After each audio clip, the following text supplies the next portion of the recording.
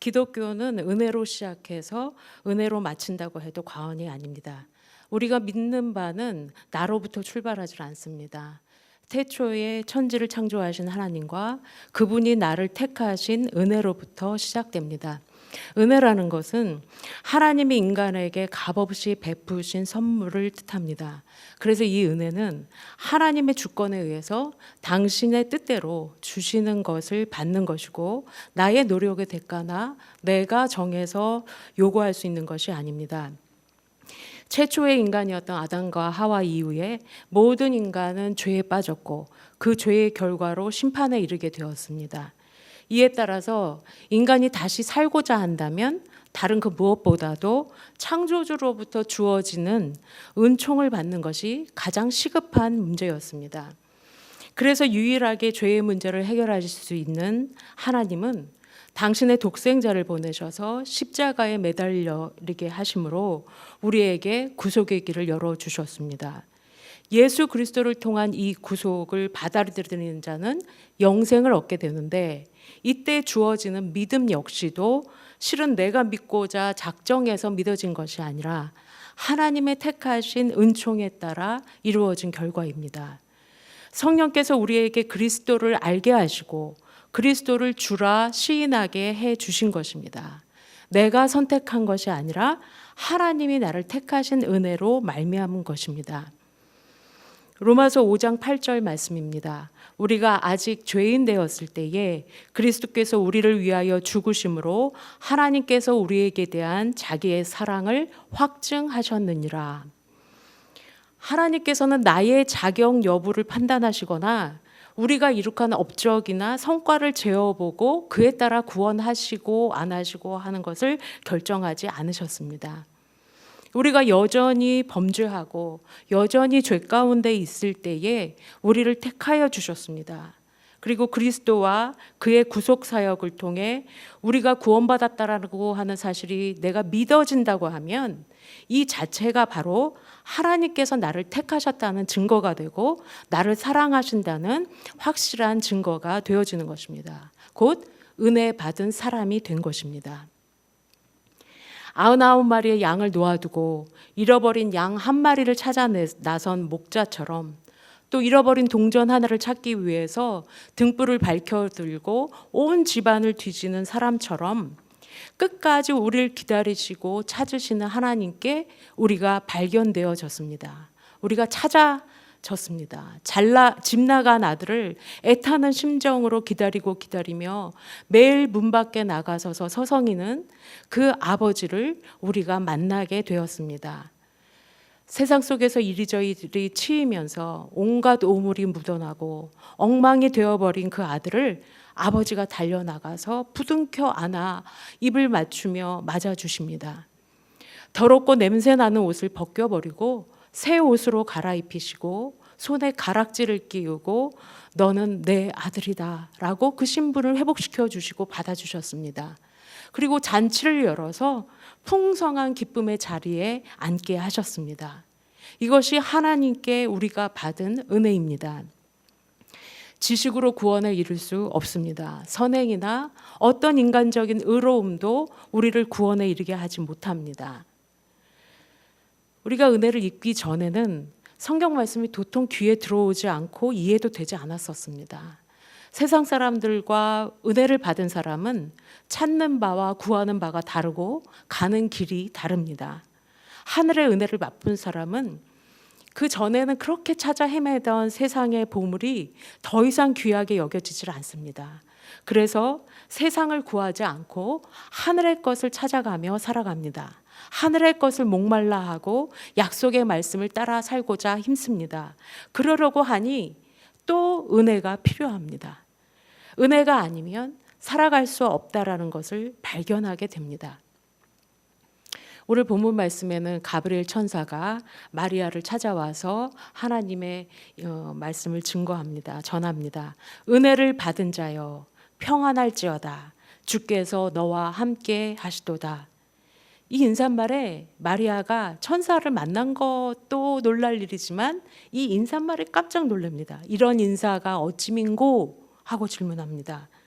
천사가 말한 은혜를 받은 자요, 아니면 평안하라, 아니면 주께서 너와 함께 하신다라는 이 말 중에 마리아가 어떤 게 가장 의아했을까? 평안을 비는 것은 당시의 일반적인 인사말이었고, 주님께서 너와 함께 하신다도 알고 있는 내용이지만 네가 하나님께 은혜를 받은 자다라는 말이 아마 의아하게 생각되지 않았을까 싶습니다.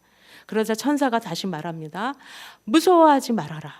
네가 하나님께 은혜를 얻었느니라. 그리고 다윗의 위를 계승할 구세주 예수 그리스도를 잉태하게 수태할 것을 증거합니다.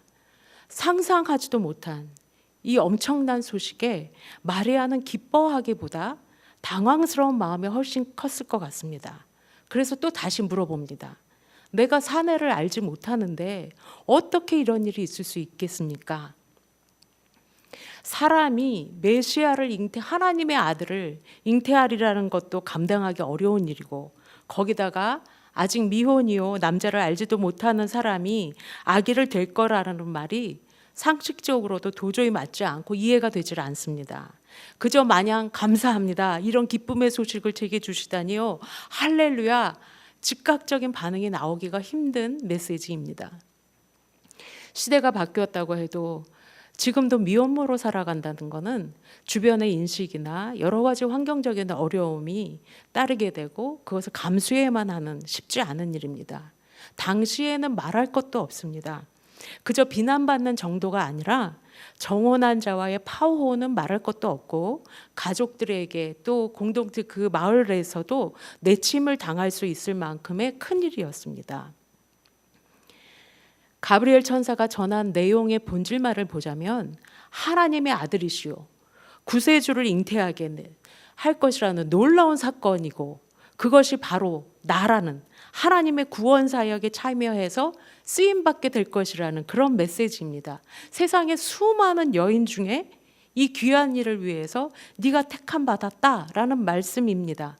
어마어마한 사건이 됩니다. 그럼에도 이것을 냉큼 받아들이기에는 앞으로 펼쳐질 어려움들, 장애물들, 현실적인 벽들이 예상되고, 처녀가 아이를 낳게 되는 불가사의하고 상식적이지 않은 일들을 듣게 된 것입니다.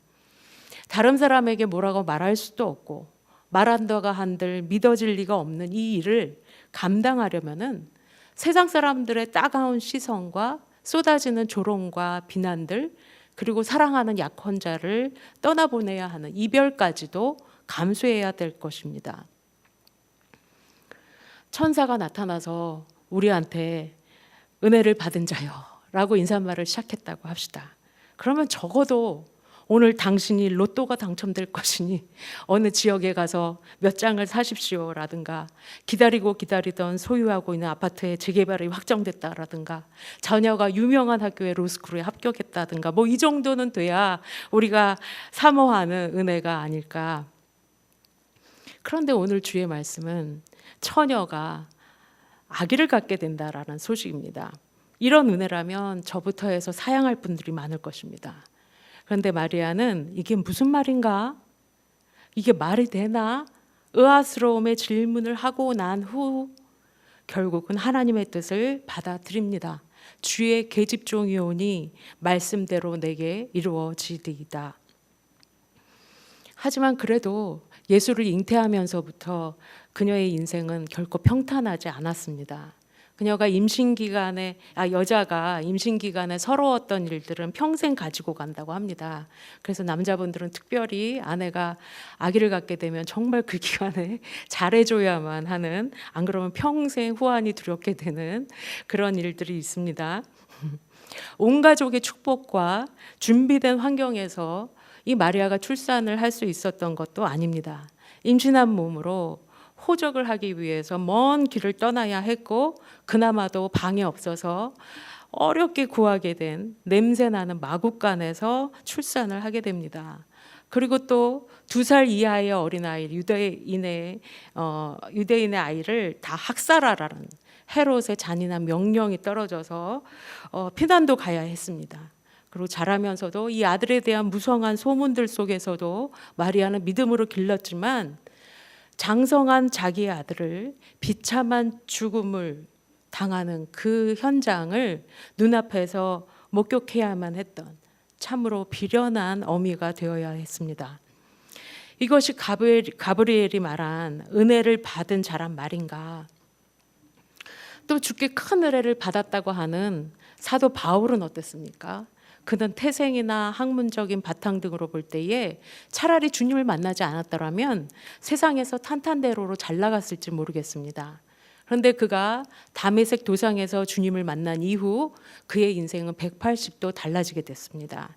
자기가 가진 모든 것들, 자기가 누릴 수 있는 특권들, 그 모든 것을 배설물처럼 여기더니만 오직 예수를 위해서 살아가기 시작합니다. 예수 믿는 자들을 그렇게 쫓아다니며 핍박하던 사람이 어느 날 갑자기 복음을 전한다고 하니까 사람들이 그를 의심했습니다. 그의 정체성과 그의 사도성까지 모두 의심했습니다. 예수님의 제자들조차 그랬습니다. 그것도 유대인이 아니라 이방 민족에게 가서 말씀을 전한다고 하니까 같은 믿음의 성도들한테 숱한 오해와 비난을 받습니다. 세상을 떠돌아다니면서 돌팔매질도 당하고 매질당하기를 여러 번이고 배를 타고 가다가 파선도 하고 투옥되길 또 여러 번 당합니다. 뭐 심한 욕 좀 먹는 것쯤은 아무것도 아닙니다. 죽음의 고비를 몇 차례나 넘기는지 모릅니다.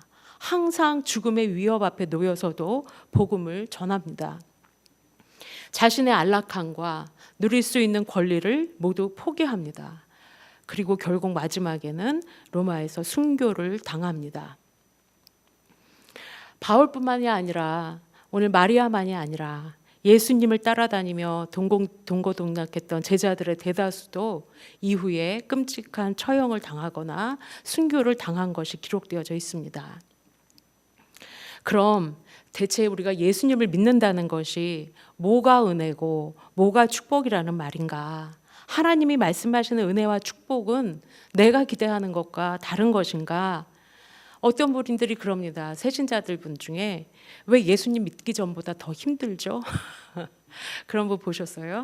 예수님을 믿었는데 그러면 모든 일이 해결될 줄 알았는데 이상하게 일이 더 생긴다는 겁니다. 더 힘들고 괴롭다는 겁니다. 이게 무슨 일이냐고.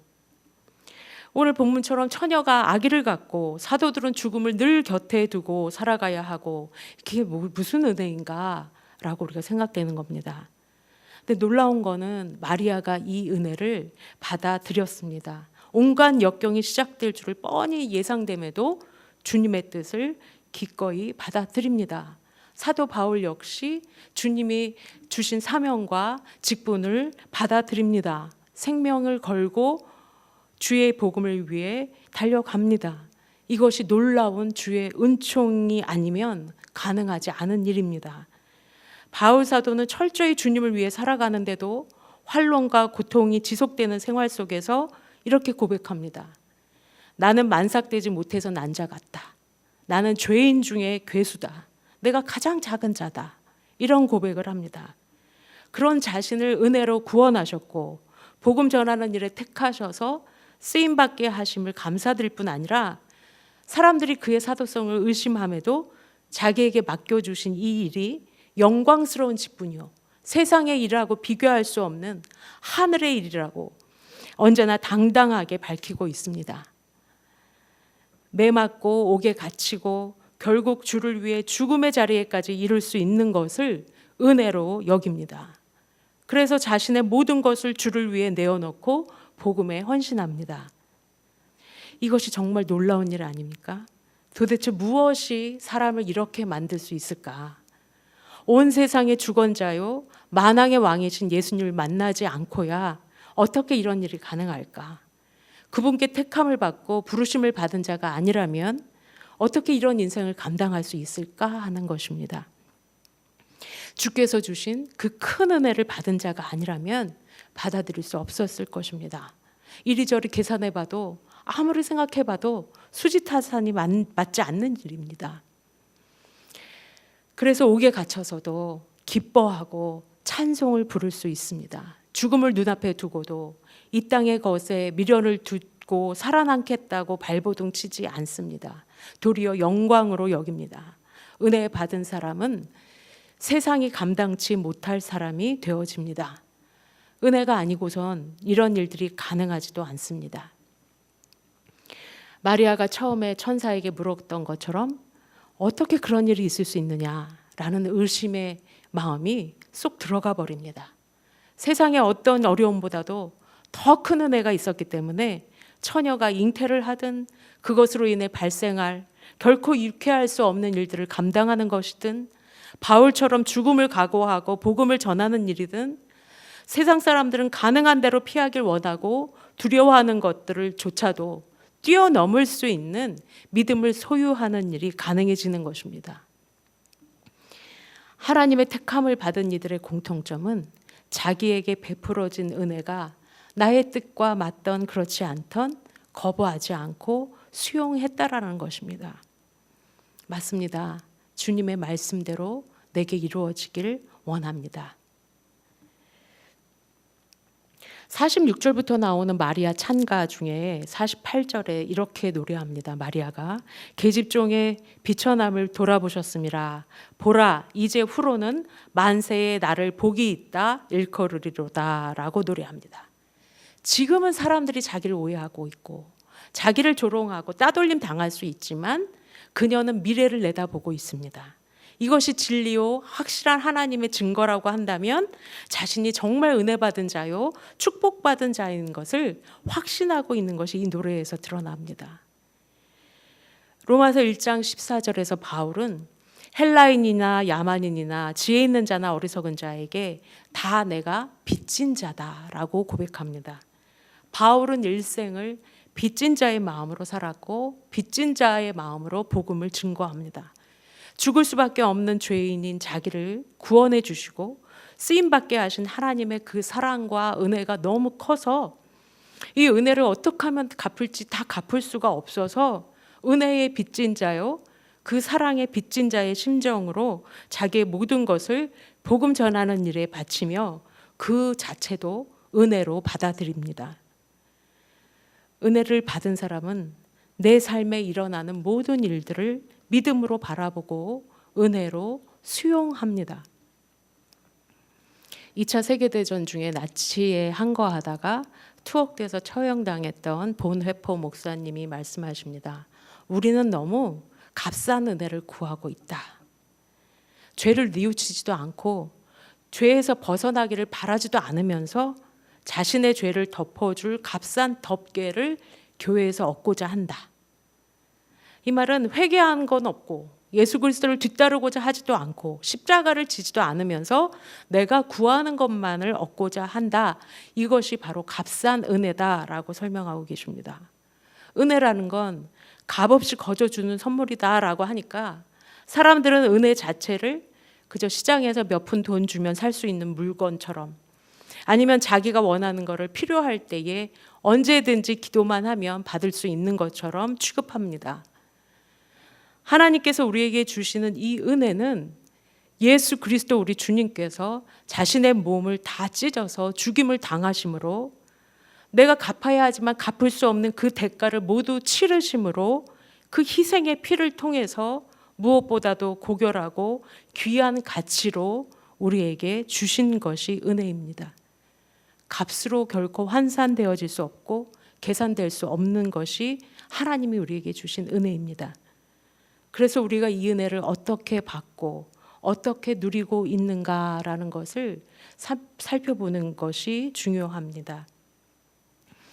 은혜가 은혜되게 하기 위해서는 자기 희생이 필요합니다. 자기 십자가를 지는 일입니다. 그조차도 하나님께서 하게 하시기 때문에 희생이라는 말에는 어폐가 있는 것 같습니다.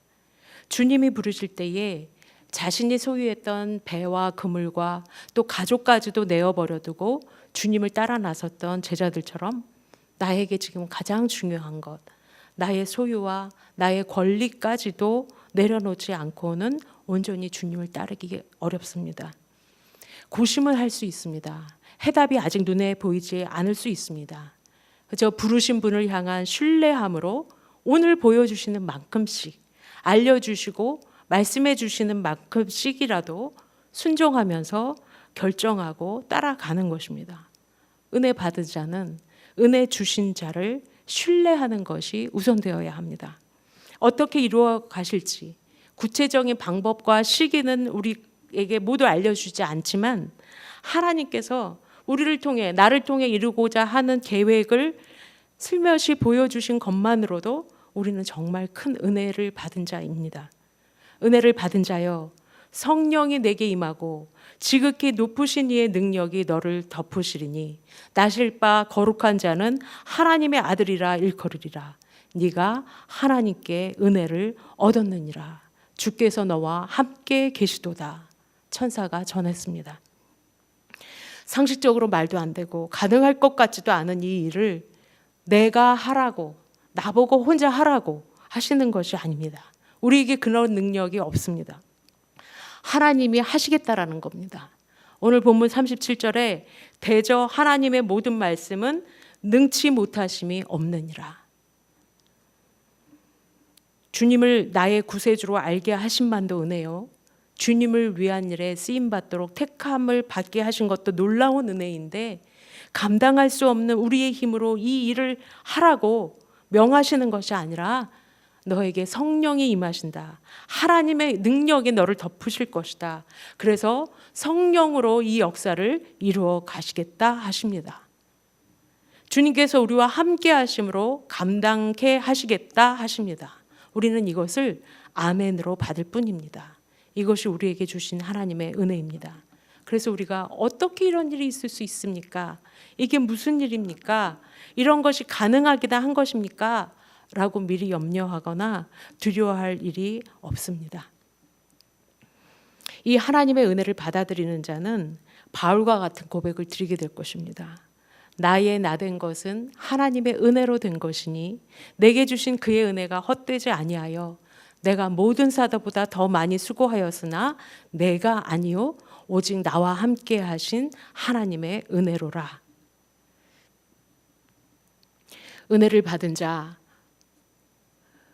그 은혜를 받은 자로 살아간다라는 것, 이 사람은 세상과 사람들을 섬겨야 하지만 그들로부터 아무것도 기대하지 않는 사람입니다. 칭찬도 인정도 또 내가 만큼 받을 것을 기대하는 것도 또 내가 당연히 받아야 할 권리조차도 기대하지 않아야 합니다. 오직 하나님께로부터 오는 것으로 살아가는 사람들입니다. 하나님이 갚아주실 것, 하나님이 채워주시고 보상해 주실 것을 기대하는 사람들입니다.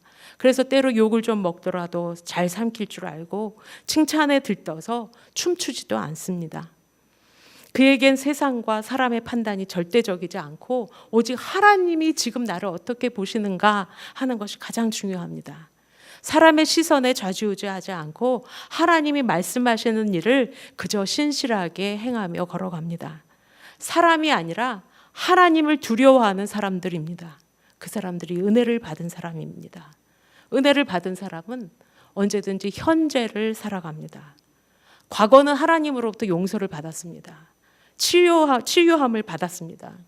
미래는 나를 향한 하나님의 그 선하신 약속과 계획이 보장되어 예정되어 있습니다. 그래서 주께서 나와 함께하고 계시는 현재가 가장 중요합니다. 주께서 나를 택하시고 사랑하신 것처럼 그 사랑을 전하기 위해 친히 이 땅에 오신 것처럼 이제 우리가 그 사랑을 드러내는 시간이 바로 현재입니다. 그것이 자녀일 수도 있고 가족일 수도 있고 모르는 타인일 수도 있고. 이승우 작가의 사랑의 생애라는 소설이 있는데 이런 문장이 있습니다. 사랑할 만한 자격을 갖춰서가 아니라 사랑이 당신 속으로 들어올 때 당신은 불가피하게 사랑하는 사람이 된다.